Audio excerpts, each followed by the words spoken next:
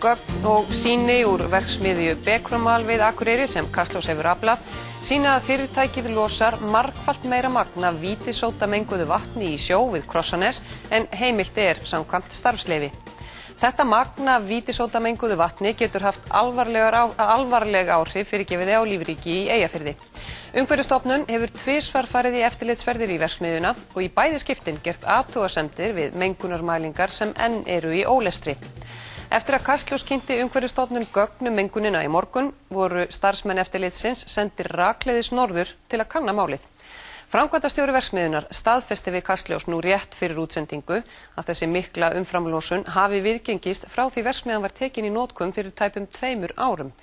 Helgi Seljan og Jón Egill Bergþórsson taka nú við.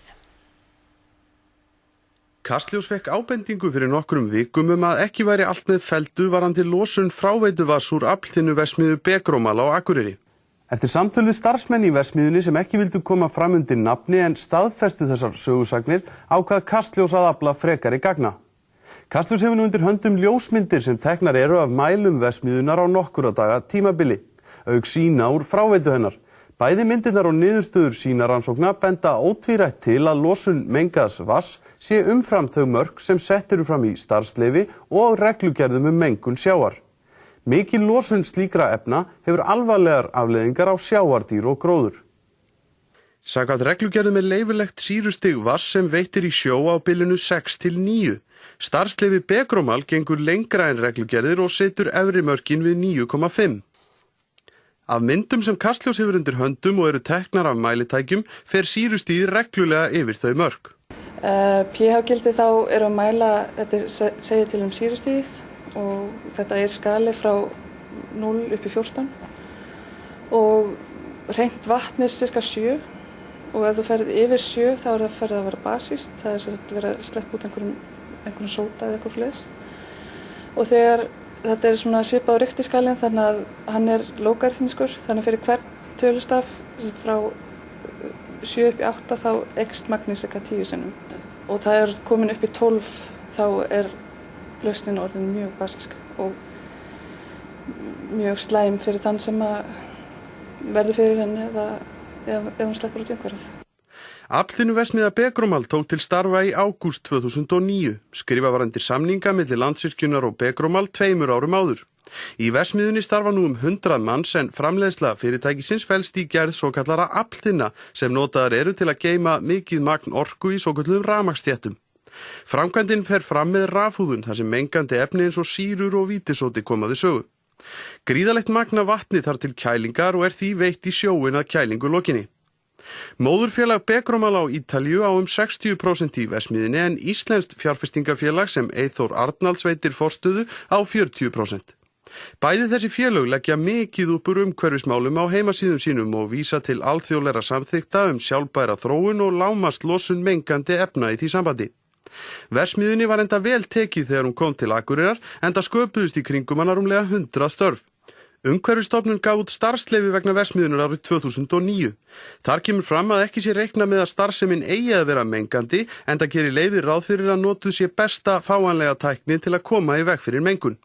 Sérstaklega mælt fyrir að fylgst skuli með loftmengun sem þó talin mjög lítil, auk þess sem frárensli úr verksmiðjunni skuli vaktað með tilliti til pH-gildis og fosfórs sem gert ráð fyrir að jafnist út og sé hreinsað áður en því veitt í sjó við verksmiðjuna. Vatninu eigi þannig að veita í gegnum hreinsitanga sem jafnvægi stilla pH-gildi affallsvassins áður en því veitt í sjóinn. Samkvæmt frásögn starfsmanna sem Kastljós hefur rætt við virkar þessi hreinsun ekki þegar álag mest. Þannig hafa tankarnir ekki undan og hafa að sögn ekki gert lengi. Fyrir vikið tekst ekki að jafnvægi stilla pH-gildið í fráreinslinu.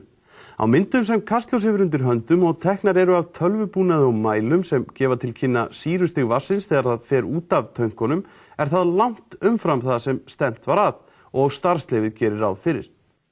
Hámarks pH-gildi samkvæmt starfsleyfinu má eins og fyrr segir vera 9,5 eins og sést á þessum myndum af mælum verksmiðjunnar sjálfrar sýrustigið þegar myndirnar eru teknar á nokkurra daga tímabili allt að 11,5. Af frásögnum starfsmanna að dæma gerist það alltaf 3 á sólarhring í rúman klukkutíma í senn að svo basísku vatni veitt beint út í sjó. Kastljós lét taka fyrir sig sýni af fráveituvatninu eftir hreinsun. Sýnin voru rannsökuð af Hrönn Jörundsdóttur, doktor í efnafræði og verkefnastjóri hjá Matís, en Matís framkvæmir meðal annars rannsóknir fyrir Umhverfisstofnun. Niðurstöður sýnanna staðfesta myndirnar úr mælitækjunum og frásagnir starfsmanna. Já, við fengum inn 2 vatnsýni og mældum pH í þeim og í öðru sýni mældist það rúmlega 11 og í hinu sýni mældist það rúmlega 12,3 sem er mjög hátt. Vítisóti er náttúrulega þekkt fyrirbæri og nota sem stíflueyðir og hann hefur mjög hátt pH. Þannig að þetta gæti verið eitthvað svipað á það. Sjórinn hefur ákveðna getu til að núllstilla sig. En ef þetta orðið mjög mikið magn með lítilli blöndun, þá getur þetta haft mjög slæm áhrif á umhverfið. Og til dæmis fiskar, þeim líður mjög illa þegar ef pH gildi fyrir mikið yfir 9. Þegar komið laust sem með pH upp á 12, þá þetta bara brennir á þeim tálknin. Og tala ekki um aðra lífverur eins og þörunga, bakteríur, krabba og hvað sem er. Ef mikið verið að sleppa út af lausn á sama stað þá bara smátt og smátt sjálfsagt myndast einhvers konar dautt svæði þannig kring. Umhverfisstofnun hefur eftirlit með verksmiðjunni en samkvæmt gögnum stofnunarinnar hefur tvívegis verið farið í eftirlitsferðir í verksmiðjuna frá því hún tók til starfa. Í bæði skiptin að ræða reglubundið eftirlit sem tilkynnt fyrirfram.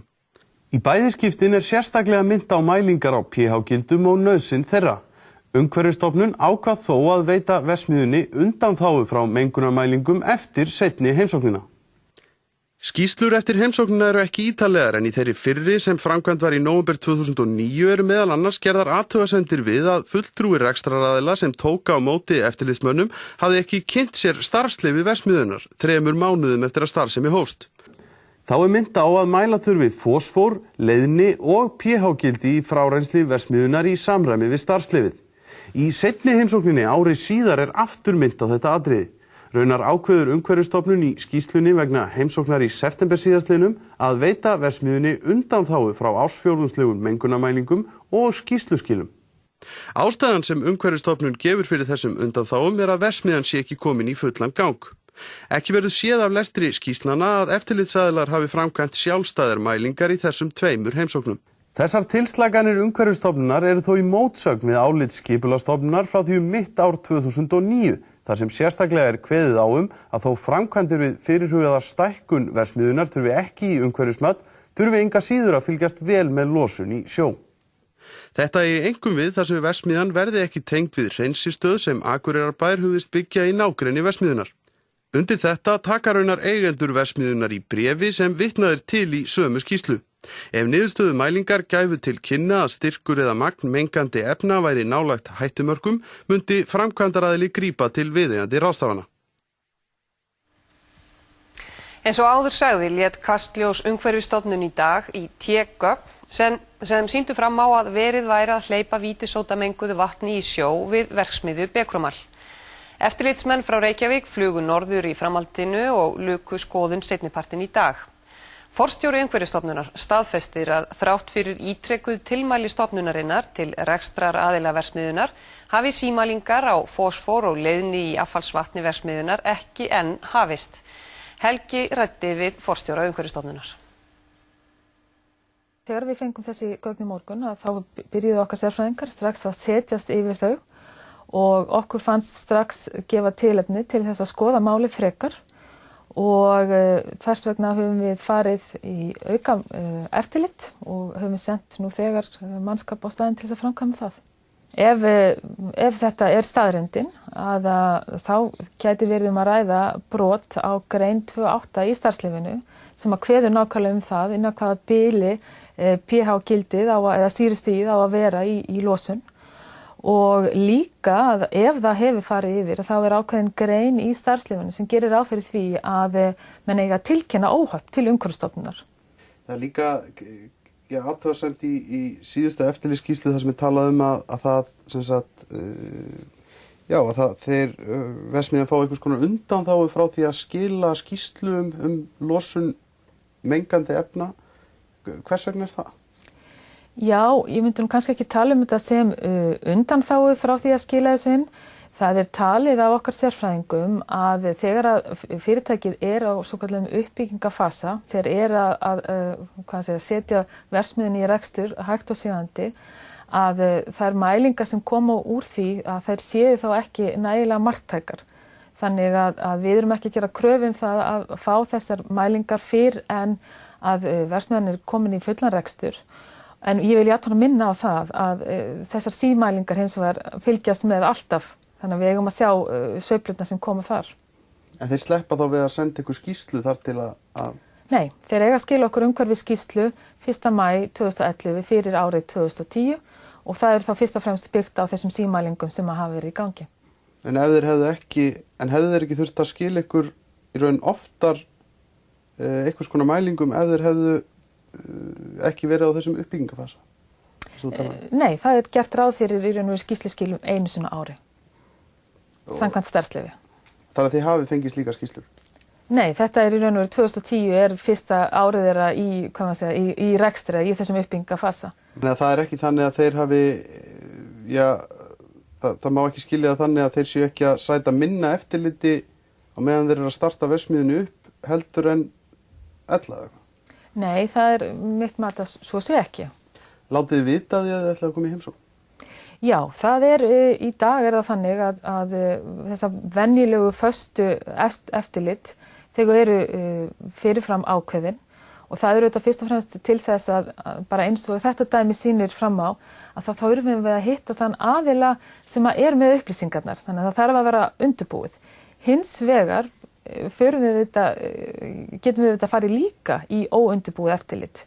Og það má segja að það sé kannski svolítið aukinn krafa það almennt í dag að við gerum það meira og þetta bara eitt af þeim atriðum sem við erum líka svolítið að skoða. En dæmið, já, eins og í dag þá förum við í óundirbúið eftirlit. Skýtur ekki svolítið skökku við að eftirlitsaðili láti menn vita áður en hann kemur? Nei, eins og ég sagði, þetta skiptir auðvitað mjög miklu máli að menn geti farið yfir þær upplýsingar sem að fyrirtækin eiga að vera að safna vegna þess að þannig í raun og veru að framfylgja þessu eftirliti, að fara yfir þau gögn sem liggja fyrir hjá fyrirtækinu. Og það ekki þannig að mínu mati að þessi stóru fyrirtæki að þú getur fegrað ástandið á okkur einum degi. Það verið alltaf að fylgjast með þeim, þannig að já, svona þetta í raun og veru gert í dag og það líka afskaplega mikilvægt að hitta þá aðila sem að mest vita starfsemi þessa starfsemi sem verið að skoða. Þarna var verið að starta nýri verksmiðju fyrir tæpum 2 árum síðan.